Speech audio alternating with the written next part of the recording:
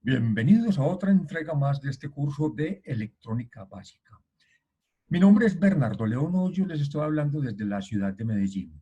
Ya estamos viendo el tema de transistores, el componente más importante de la electrónica.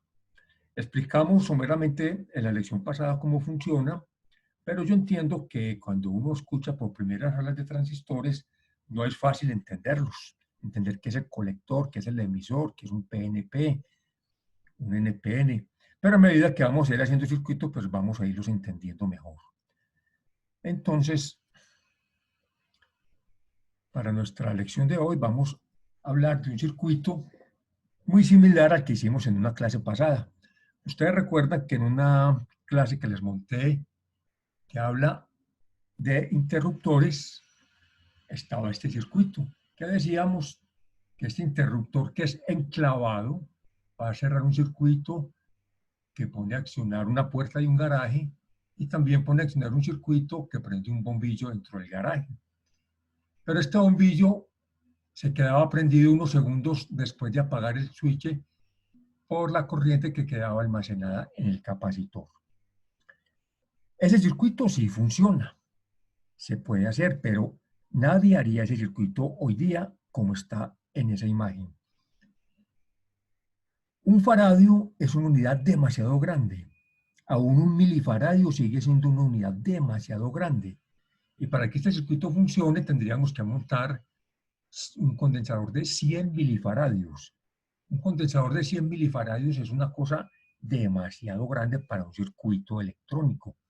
Aquí vemos algunos capacitores pequeños y vemos otros de unos tamaños que son descomunales al pie de los pequeños, como en esta foto. Estos son capacitores y este grande también. Un capacitor de 100 milifaradios sería todavía mucho más grandote que ese que estamos viendo acá. Entonces, vamos a ver hoy cómo hacer un circuito que haga la misma función, pero vamos a usar un capacitor ya en microfaradios. Este capacitor haría la función que haría el de 100 milifaradios del otro circuito. Analicemos este circuito y después lo hacemos en el cocodrilo. Tenemos la batería de 12 voltios. Viene por la línea de arriba, cuando está cerrado este switch, acciona un motor y regresa a la batería. Por la línea de más abajo, cuando se cierra el switch, nos alimenta este transistor. Ya todos saben qué tipo de transistor es por la orientación de la flecha. Esto es un NPN porque no está pinchando la base. Mientras no circule corriente entre esta base y este emisor, tampoco está circulando corriente por esta línea de colectora emisor. Solamente va a circular corriente por el bombillo cuando empieza a circular corriente desde la base hasta el emisor. Bueno, entonces vamos para el cocodrilo. Ya lo están viendo en sus pantallas. Y voy a hacer el circuito completo. Voy a poner un... No, este no. Este que es enclavado. Voy a conectar la batería a las dos entradas. Y voy a poner un motor, que sería el de la puerta del garaje. Ese motor está conectado por el interruptor de arriba. Y va a mover, digamos que va a mover esto, unos piñones con una carga. Bueno, después del interruptor vamos a poner un capacitor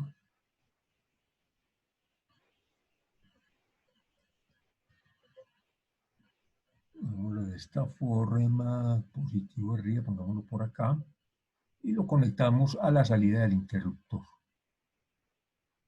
Más abajito, más bien. Epa. Y voy a poner una resistencia.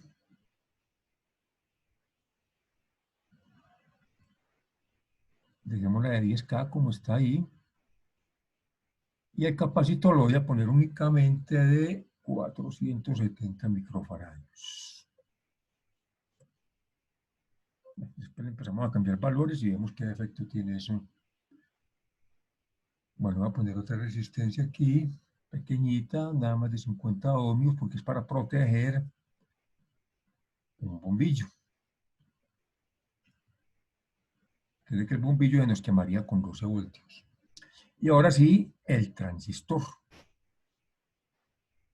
El transistor va a ser un NPN, y pongámoslo en este sentido. Va a recibir corriente en su base por esta línea y en el colector por esta línea, y ya podemos cerrar el circuito.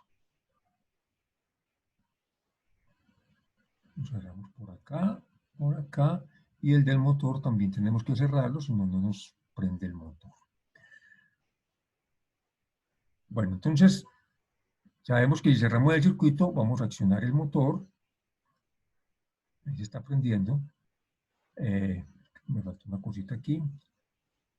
La resistencia me quedó demasiado grande, pongámosla de 50 ohmios solamente. Bueno, entonces cerramos, está prendido el bombillo, está funcionando el motor.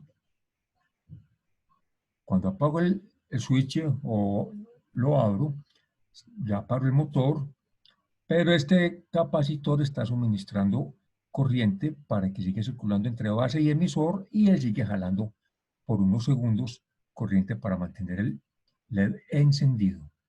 Está funcionando, lo apago, ya no está circulando corriente por el interruptor hacia ninguna de las dos líneas. Sin embargo, el bombillo se quedó prendido por unos segundos.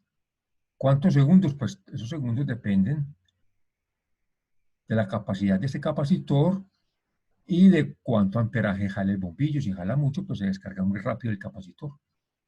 ¿Qué diferencia hay? Que aquí está manteniendo el tiempo, es en el circuito de control del transistor. Por aquí pasa muy poquito amperaje. Si el capacitor estuviera alimentando directamente el circuito de potencia, se descargaría muy rápido, y en ese caso necesitaríamos un capacitor demasiado grande.